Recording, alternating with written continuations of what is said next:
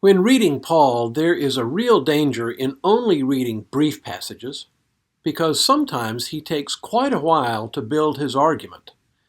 And if we just read a short snippet without understanding where it fits in his larger point, we can sometimes come away with a faulty conclusion. We might even quote him accurately, but still misinterpret what he's really trying to say.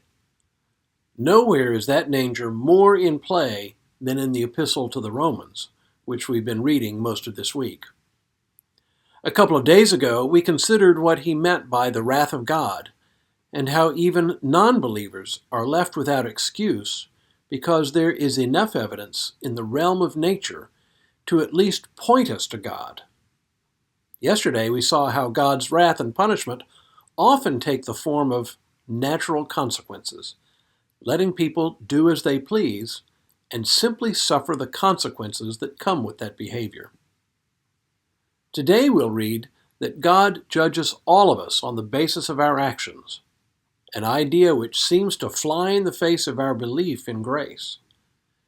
It is important to remember, though, that Paul hasn't reached his ultimate conclusion yet, and that this is just a building block on his way. If we're careful, we won't get sucked into drawing a false conclusion. Hello, I'm Stuart Baskin, pastor of First Presbyterian Church of Tyler, Texas. Today's reading is a smidge longer than usual, so let's get right to it. Paul says, "For God will repay according to each one's deeds. To those who by patiently doing good seek for glory and honor and immortality, he will give eternal life.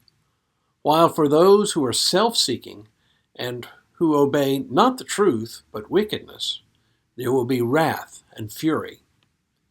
There will be anguish and distress for everyone who does evil, the Jew first and also for the Greek, but glory and honor and peace for everyone who does good, the Jew first and also the Greek. For God shows no partiality. All who have sinned apart from the law will also perish apart from the law, and all who have sinned under the law will be judged by the law. For it is not the hearers of the law who are righteous in God's sight, but the doers of the law who will be justified. When Gentiles who do not possess the law do instinctively what the law requires, these, though not having the law, are a law to themselves. They show that what the law requires is written on their hearts, to which their own consciences also bear witness.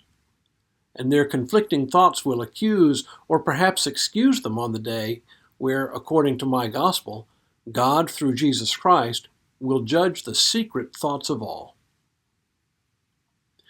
There is an important distinction that Paul makes here, to which we will return later, but which would sidetrack us today, and that's the distinction between those who are under the law, namely the Jews, and those who are outside the law, which he sometimes calls Greeks, and other times he calls Gentiles.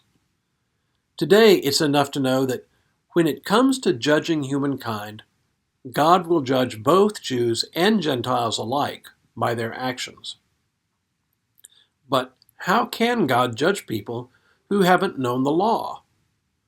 This is where we return to the idea we talked about a couple of days ago, general revelation. That is, there is enough in the realm of nature for human beings to know something of God. But here he adds one more dimension to it. He talks about the law being written upon the human heart, so that even Gentiles instinctively understand right from wrong. And because they do, they can be judged by the same standard as the Jews who have the law. Okay, so what? That's the question I frequently return to in my mind. What does it mean for us? Just this, that even though we Christians are free from having to establish our righteousness by adherence to law, we are still responsible for our actions.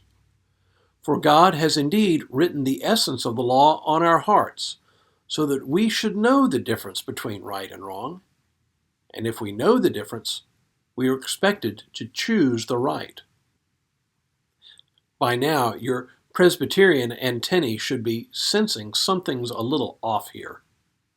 For isn't it Paul who gave us the notion that we are saved only by the grace of God?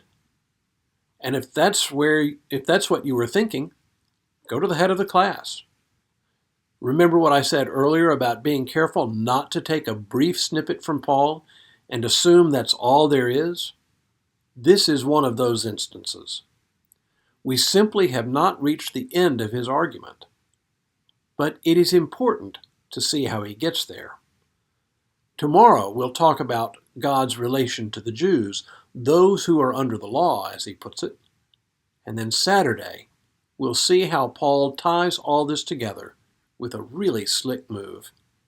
It will all make sense, I promise.